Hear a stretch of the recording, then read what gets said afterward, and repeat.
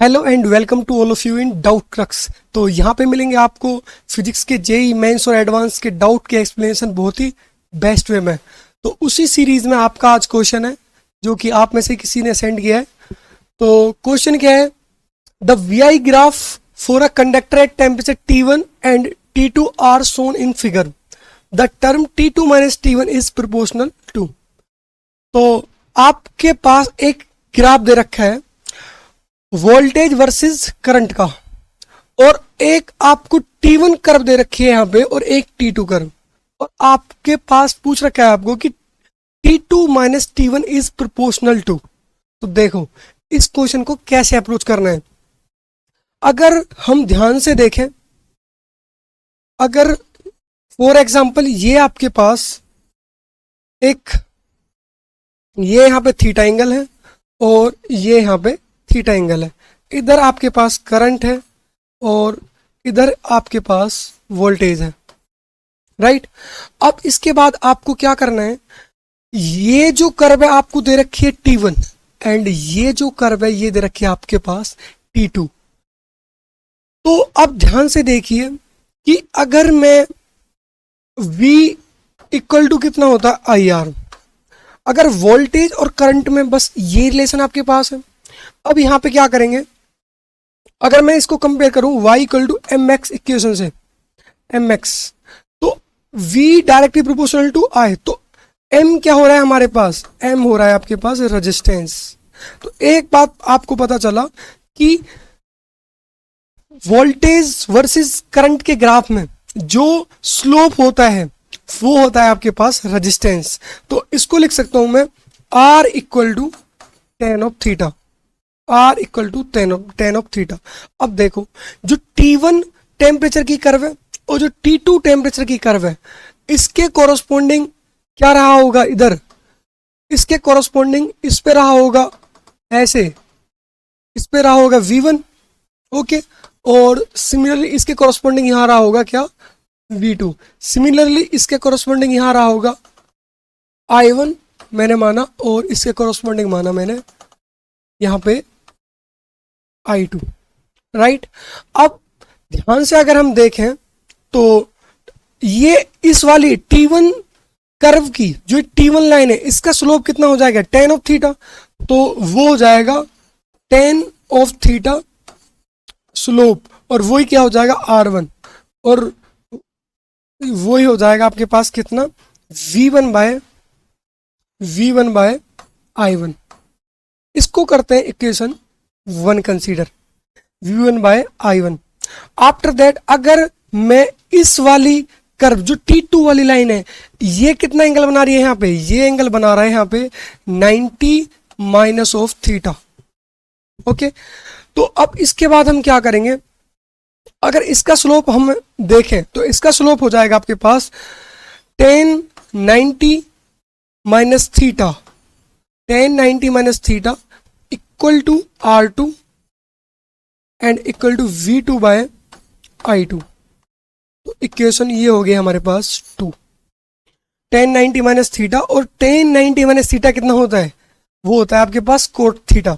तो आपने इतना इसको अप्रोच कर लिया। अब इसके बाद ध्यान से देखिए कि इसमें क्या करेंगे अब आपके पास दो इक्वेशन आ चुकी है, एक tan theta R1 V1 by I1 and एक 1090 minus theta equal to R2 V2 by I2। तो इसके बाद हम क्या करेंगे, यहाँ पे ये हो जाएगा आपके पास tan of theta equal to V1 by I1, means this is R1, equation 1। And दूसरा था आपके पास 1090 माइनस थीटा, जो कि हो जाएगा आपके पास कितना, कॉट ऑफ थीटा। तो ये हो गया आपके पास कितना, ये हो गया V2 बाय I2 एंड ये हो गया आपके पास R2। अब लेकिन हमसे क्या पूछ रखा है, T2 minus T1 is directly proportional to. तो देखो अब देखिए इसके बाद क्या है कि अगर हम ध्यान से देखें, अब हमारा मोटिव है कि हम रेजिस्टेंस और टेम्परेचर के बीच कैसे रिलेशन फाइंड करें। तो अब यहाँ पे क्या है कि आप ध्यान से सोचिए कि रेजिस्टेंस और टेम्परेचर के बीच जो रिलेशन होता है वो देता है आपको टेम्परेचर कोफिशिएंट ऑफ रेजिस्टेंस। तो उसको हम कैसे लिख सकते हैं, यहाँ पे हम R1 को लिख सकते हैं R1 equal to R0 1 plus alpha del T. तो डेल टी क्या लिख सकते हैं हम T1 माइनस 2। तो ये हो गया आपके पास इक्वेशन 4। जो आपके पास ये टी है और R0, टी और R0 हमने मान ली कि वायर की इनिशियल रेजिस्टेंस और टेम्परेचर था। अब इसके बाद हम क्या करेंगे कि R2 हो जाएगा आपके पास R0 1 plus alpha T2 minus T. ये हो गया आपके पास इक्वेशन 5।